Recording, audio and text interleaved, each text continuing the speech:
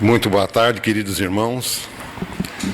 Vamos fazer uma pequena correção do nosso irmão. Ainda estamos muito longe de palestrante, né? Nós somos aí ainda com a nossa minúscula participação, só que a alegria é muito grande, porque a gente agradece sempre a Jesus por nos conceder esse encontro. E essa pequena participação nossa, mais um trabalho doutrinário desta tarde.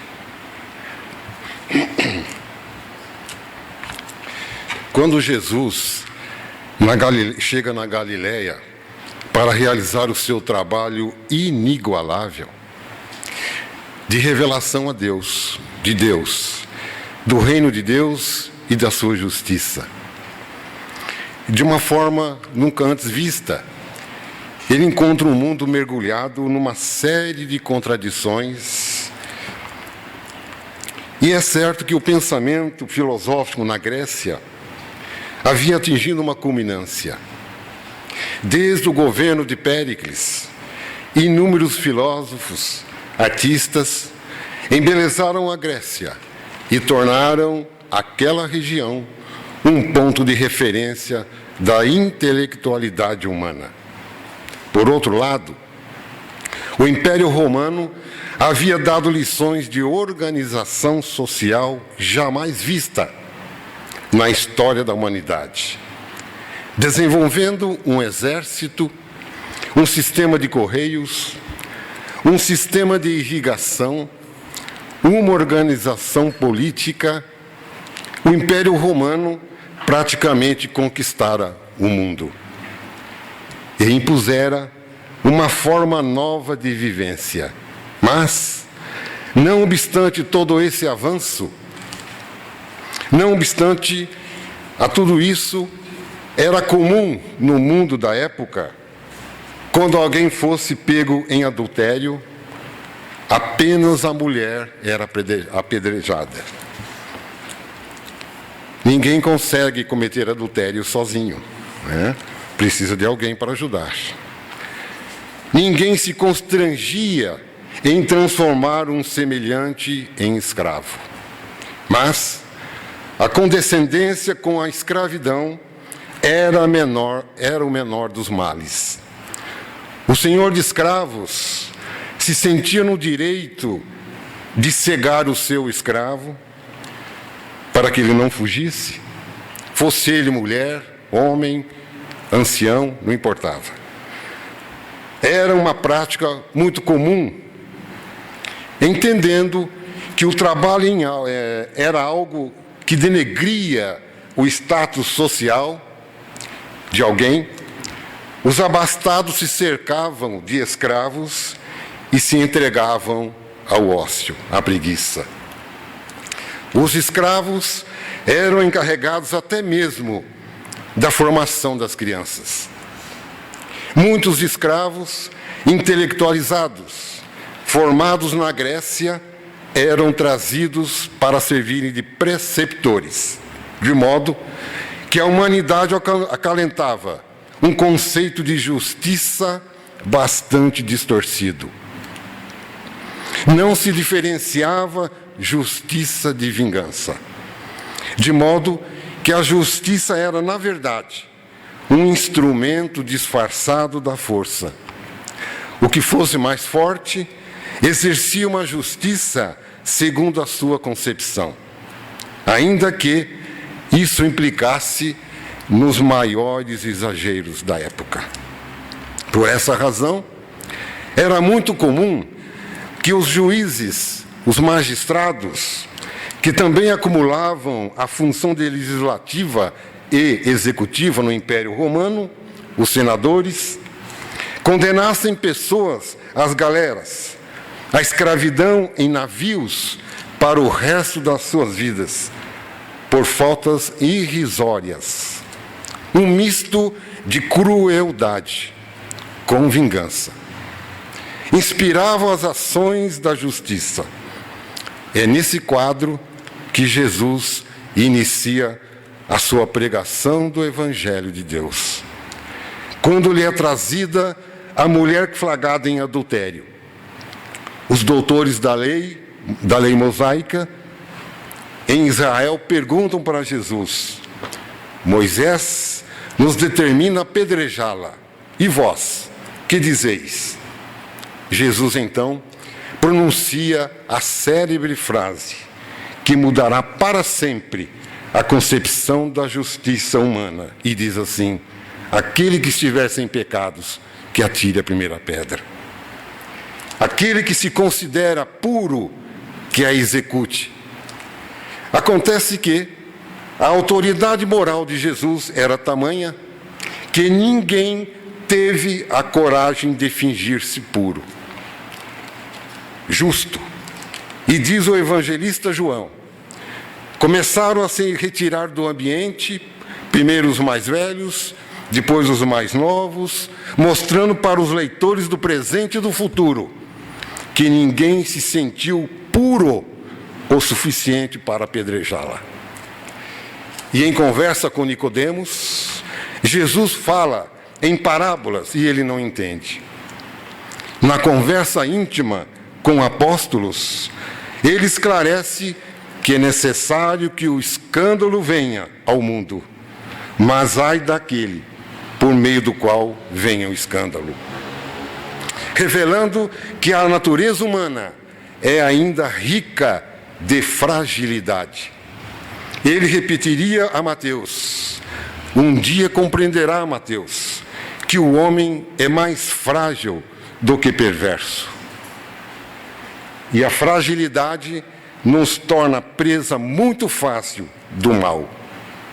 Preocupado com essa afirmativa do Cristo, conta-nos Humberto de Campos que o apóstolo Tiago chega a Jesus e disse assim: mestre, eu não entendo a afirmação, é necessário que o escândalo venha ao mundo, mas ai daquele por meio do qual venha o escândalo. Porque, segundo as suas explicações, se há uma justiça soberana que rege os nossos destinos, onde houver um assassino, amanhã teremos uma vítima. Criando um círculo vicioso. O assassino de hoje é a vítima de amanhã. Então Jesus, compreendendo a profundidade daquela objeção, pergunta a Tiago: Tiago, como se dá o processo de redenção na lei mosaica? E Tiago responde sem pensar: olho por olho, dente por dente. Evocando a justiça vingança. Um grande avanço, por sinal. Porque antes de Moisés permitir essa concessão à vingança, se alguém roubava a ovelha do vizinho, o vizinho se sentia no direito de tomar todas as ovelhas, de matar a família inteira daquele que roubou. Se alguém feria o semelhante, aquela pessoa, dizendo-se executor da justiça, sentia-se no direito de dizimar todos os descendentes. E percebendo isso, essa desigualdade no ato da vingança, percebendo que a vingança era desproporcional, Moisés faz uma concessão: olho por olho, dente por dente. Que a vingança seja proporcional ao agravo. E Tiago, como todos nós, com a mente ainda fixada na vingança, confundindo justiça com crueldade, não pensa e responde: olho por olho, dente por dente. E Jesus adverte o Tiago: até tu, Tiago, até tu, estás procedendo como Nicodemos? Por acaso não percebestes que o primeiro mandamento da lei é: amarás o Senhor teu Deus de todo o teu coração, de toda a tua alma e com todas as tuas forças? E Jesus pergunta a ele: como pode, Tiago? Como pode alguém amar a Deus fazendo mal à sua obra? Como pode alguém conciliar amor a Deus com crueldade? Como pode amar a Deus e fazer o semelhante sofrer? Amar a Deus e sujar as mãos de sangue, ainda que em nome da vingança. Como? Como isso é possível? E o segundo mandamento da lei: amarás o teu próximo como a ti mesmo. De modo que nós sempre procedemos como Nicodemos e como Tiago. Quando olhamos para a revelação do Velho Testamento, não somente enxergamos olho por olho, dente por dente. Ninguém se recorda que a lei mosaica é revelação da lei de amor. O primeiro mandamento é amar a Deus e o segundo é amar o próximo. A lei de amor está na revelação mosaica, mas nem mesmo Moisés, apesar de ser um instrumento que a espiritualidade se utilizou para revelar a lei de amor, conseguiu exemplificá-la. Ao resolver uma contenda entre um compatriota e um egípcio, Moisés sujou as mãos de sangue. Muitos séculos depois, chega Jesus. Nunca julgou, nunca apedrejou ou acusou ninguém. Quando todos se retiraram e a mulher adúltera ficou de frente com ele, e ele perguntou para ela: onde estão os teus acusadores? E ela responde: todos se foram. Eu também não a julgo.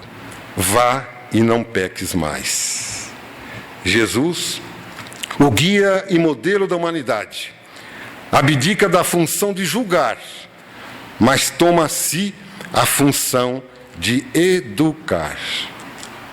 De educar, não condenar, mas educar. Porque todos são ligeiros em vingar, em punir, em acusar, mas ninguém quer saber das origens do mal, o que levou a criatura a se transformar numa presa do mal. E Jesus, que enxergava sempre no transgressor da lei, um doente, nunca deixou de oferecer o remédio.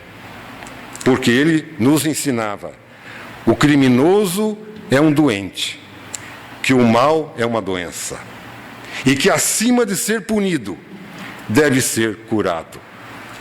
Nunca ninguém lutou com tanta força contra o mal como Jesus.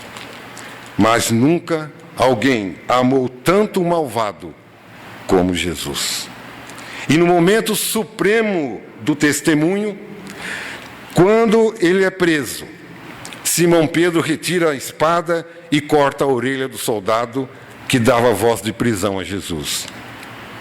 Jesus, sem esboçar o mínimo gesto de violência, diz assim: Simão, embainha a tua espada, guarda a tua espada, porque aquele que fere com o ferro será ferido. Deixando para sempre no Evangelho a lição da lei de causa e efeito. Todo o mal que nós semeamos voltará para a nossa vida. Toda a dor que nós plantarmos, nós teremos que colher. De modo que aquele que semeia o mal e a dor está cavando um abismo para a sua própria vida. Era essa a lição.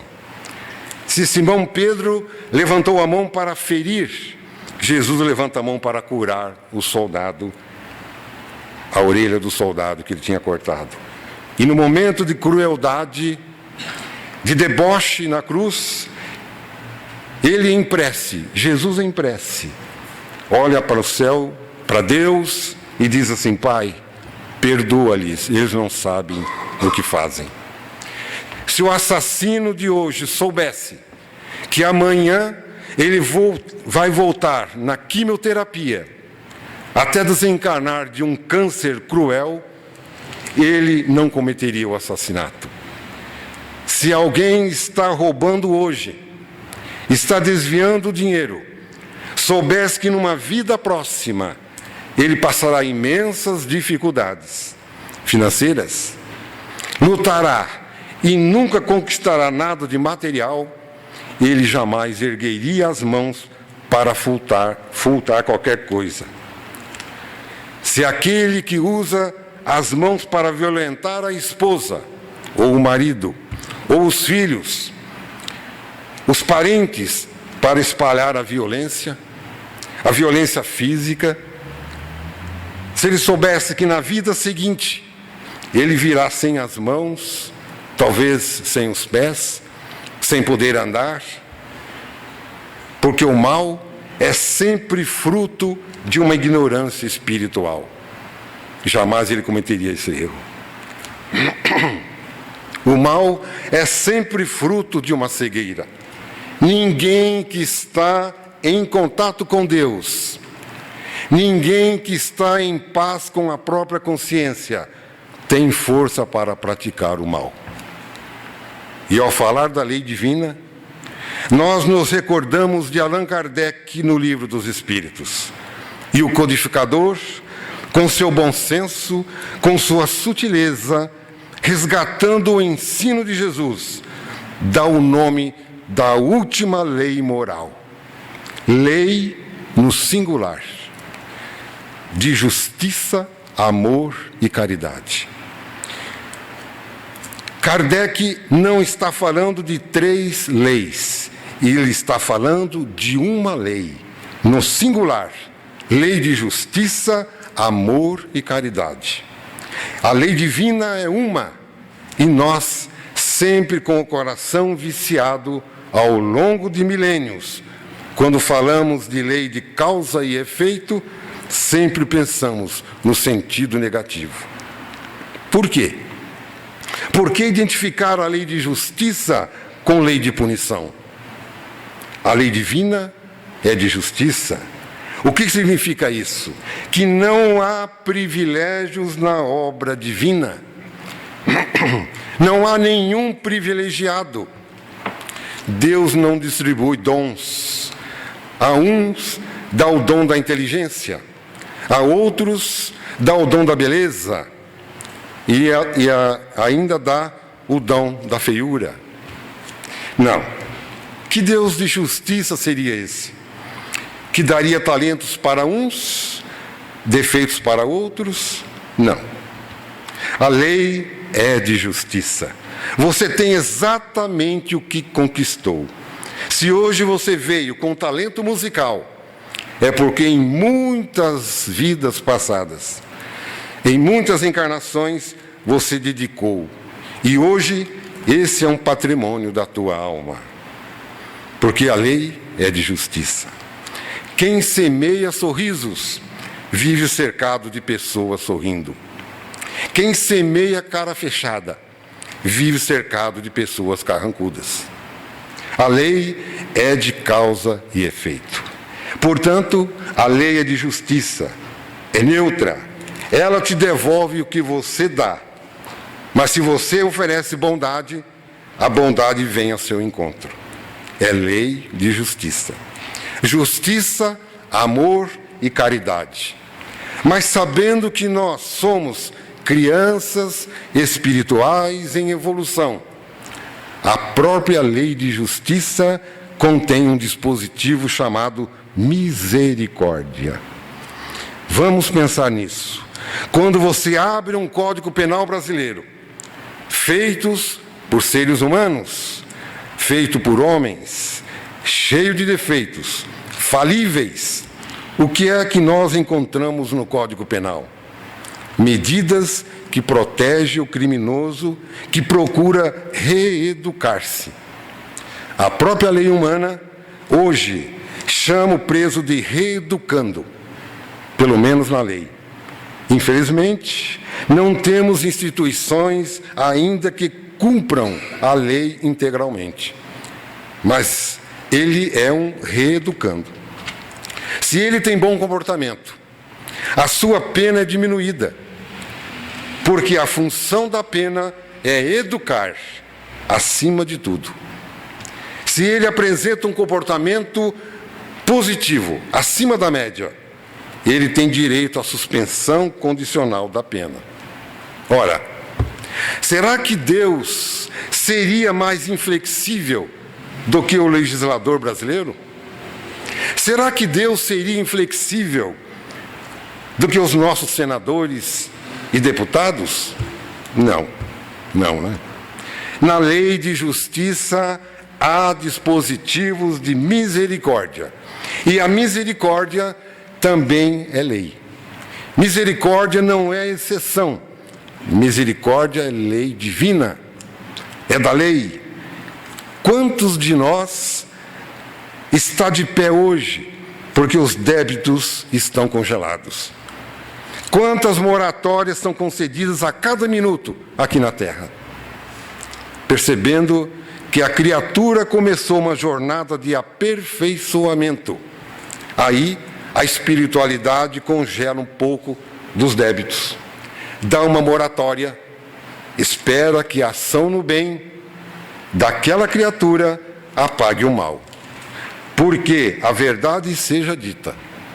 Se nós puxarmos a nossa ficha espiritual de cada um de nós aqui, nas últimas 500 encarnações, e você somar todos os débitos, eu tenho uma triste notícia para dar.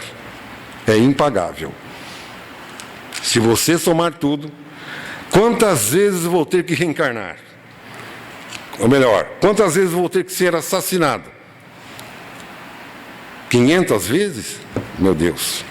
1.500, 2.000, 3.000 encarnações? Só resgatando isso? Que justiça seria essa? Uma justiça que esmaga? Não. Essa não pode ser a justiça. Por isso, diz Emmanuel, em uma sua frase extraordinária no livro Justiça Divina. Ele diz assim: a expiação é medida da lei, apenas para os corações endurecidos. Por isso, depois de ler essa frase, eu sempre me pergunto, toda vez que passamos por uma expiação ou ver alguém passar, onde está o endurecimento do coração dessa criatura? O que essa dor está procurando amolecer em nós? Quando estivermos numa expiação, qual parte do meu coração petrificou? O que a dor está procurando amolecer em mim? Porque a criatura que se coloca de forma maleável nas mãos do Criador, os mecanismos da misericórdia divina vão lhe dando a oportunidade de trabalho para que ele resgate através do trabalho. O famoso caso contado por Humberto de Campos, da criatura que veio com a programação de perder um braço,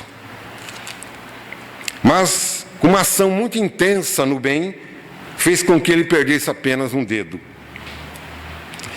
Porque o Criador, ele não quer que ninguém perca braços, pernas, visão, audição.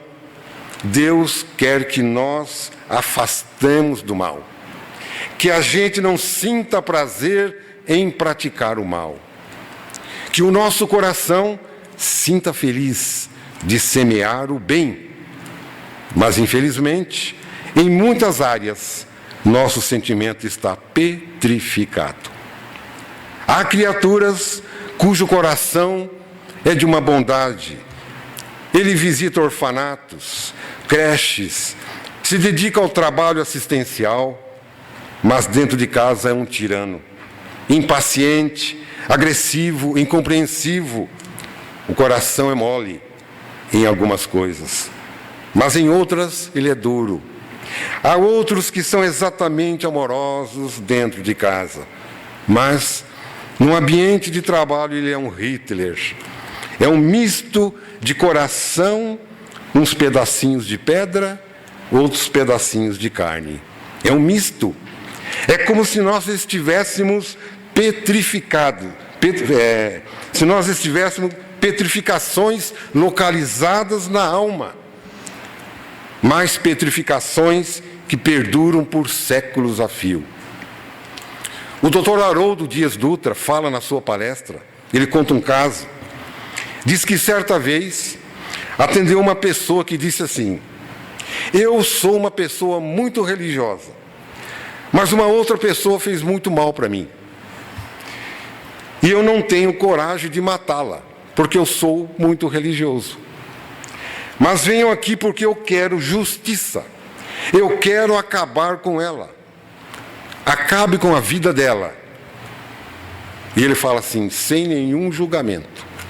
O doutor Haroldo aconselhou o seguinte: esta noite você vai fazer uma prece, vai dormir, e durante o sono você vai pedir uma audiência com Jesus, e durante o sono ele vai vir nessa audiência. Você vai olhar bem nos olhos de Jesus, vai pegar nas mãos de Jesus e vai dizer assim: mestre, o Senhor que perdoou os inimigos na cruz, o Senhor que jamais levantou a mão para ferir, por favor, atenda o meu pedido. Eu quero vingança. Fala isso olhando nos olhos de Jesus. E ele começou a chorar. Porque isso não é justiça divina. E Humberto de Campos conta um caso que Simão Pedro, certo dia, sentou às margens do lago Tiberíades e começou a chorar. Ele estava cansado, era o fim do dia. De repente, ele sente que Jesus caminhava pela praia. Jesus chega de mansinho, senta ao lado dele, Jesus Espírito, logo após a crucificação, e fala assim: Simão, por que você está triste? E ele fala: ah, Senhor, estão me acusando de ladrão. Jored me acusa de receber alimentos, agasalhos, e usar para mim mesmo, e não doar para os necessitados. Aí Jesus fala para ele: não se preocupe, Simão, Jored vai viver. Ah, Senhor, você não sabe. Eu tenho parentes que são violentos comigo, me agridem, me ofendem. E começa a citar os nomes, e Jesus fala: não se preocupe, Simão, fulano vai viver, cicrano vai viver, beltrano vai viver. O certo é que todos nós vamos viver. Todos vão viver. E as mãos que estão praticando o mal hoje vão viver. Vão passar pelas experiências dolorosas, tristes experiências. Não porque o Criador pune, mas Deus vai educar. Por isso, é impossível separar a misericórdia da justiça. Justiça divina é sempre justiça pausada na misericórdia. E nós precisamos entender que com Jesus foi revelado o amor, essa força que nenhuma violência é capaz de dobrar. Dizia Jesus: se alguém te obrigar a caminhar 1 milha, anda 2. Talvez você tenha alguém do seu lado e você esteja numa árdua caminhada com essa criatura, contando os dias para completar 1 milha. Para você ficar livre, vai 2. Dê sempre o dobro. No livro Paulo e Estevão, é na 2ª milha. Diz assim, que no livro Paulo e Estevão, é na 2ª milha que o nosso inimigo tem a chance de nos conhecer. A lição mais bonita da misericórdia divina. Nós temos mania de tirar fotografias das pessoas, né? E guardar para sempre aquela fotografia. Você encontra com alguém hoje, esse alguém te faz algum sofrer, você tira uma fotografia. Passa 300 anos e você está com aquela fotografia, olhando e achando que a pessoa continua sendo aquela da fotografia. Mas as pessoas mudam. As pessoas mudam todos os dias. e nós não atualizamos o cadastro. As pessoas, às vezes você está olhando para a pessoa ao seu lado, vendo a imagem de 13 encarnações passadas, e você não atualizou.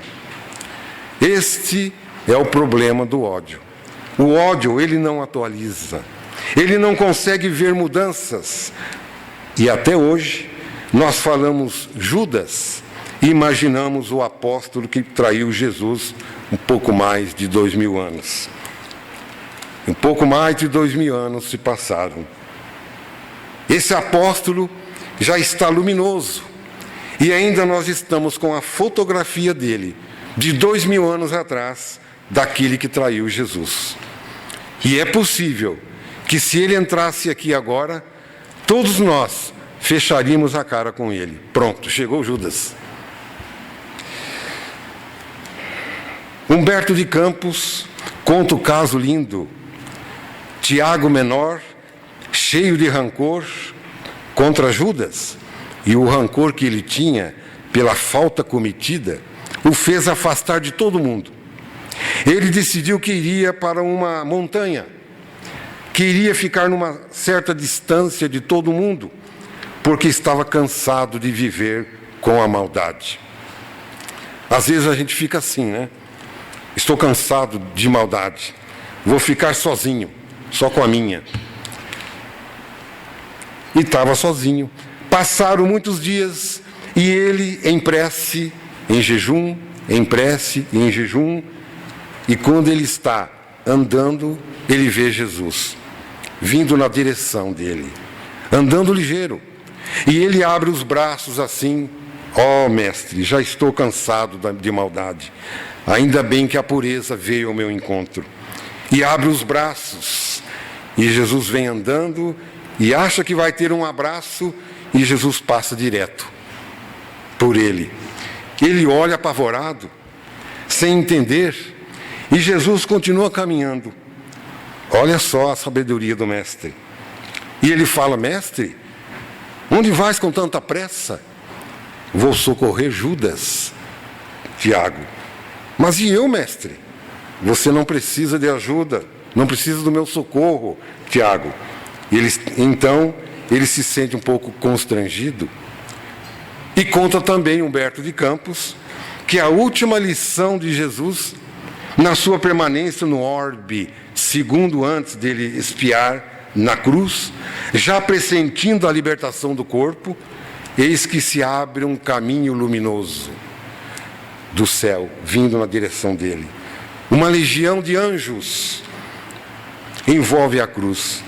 Espíritos luminosos, anjos ligados à música, formam um coral e começam a entoar melodias divinas. Para aquele momento maravilhoso de libertação de Jesus, anjos com ungüentos começam a passar a substância nas feridas de Jesus, dando-lhe um alívio. Começam a acariciar a fronte dele. Anjos encarregados da justiça começam a anotar os nomes de todos os envolvidos no episódio da crucificação. Para o futuro, acerto com a lei. De repente, um anjo solitário surge daquele caminho luminoso e se dirige a Jesus. Ele chega perto do mestre, coloca a cabeça no peito de Jesus e sente que Jesus tentava balbuciar alguma coisa, já sem forças para falar. O anjo então coloca o ouvido encostando nos lábios de Jesus. Jesus balbucia alguma coisa para aquele anjo solitário. Assim que Jesus fala no ouvido do anjo, ele sai ligeiro. Era o anjo da caridade. E Jesus pedia a ele que socorresse Judas, que acabara de se suicidar-se. É a doutrina espírita, meus irmãos, trazendo essa luz para todos nós. É a doutrina espírita nos dando de presente esses ensinamentos, falando da justiça divina, falando de Deus. Então, meus irmãos, é a nossa imensa e infinita gratidão a Emmanuel, André Luiz, Humberto de Campos, Joana de Ângeles, enfim, a todos esses espíritos abnegados e servidores de Deus, que através das mãos abençoadas de Chico Xavier, de Valdo Pereira Franco, Raul Teixeira e de tantos outros, de Allan Kardec, que proporcionaram a todos nós a conhecer as leis divinas, acender essa luz em nossa mente, mostrando o caminho pelo qual devemos percorrer para a nossa evolução. E que um dia virá nos tornarmos espíritos puros, trabalhadores na seara divina, graças a tudo isso, graças à lei de causa e efeito, da reencarnação, dando-nos condições dos reparos necessários, do trabalho, do amor e da justiça divina. Que possamos continuar em vibrações de amor e luz, e que o Divino Mestre Jesus nos mantenha sob sua paz, hoje e sempre. Muito obrigado.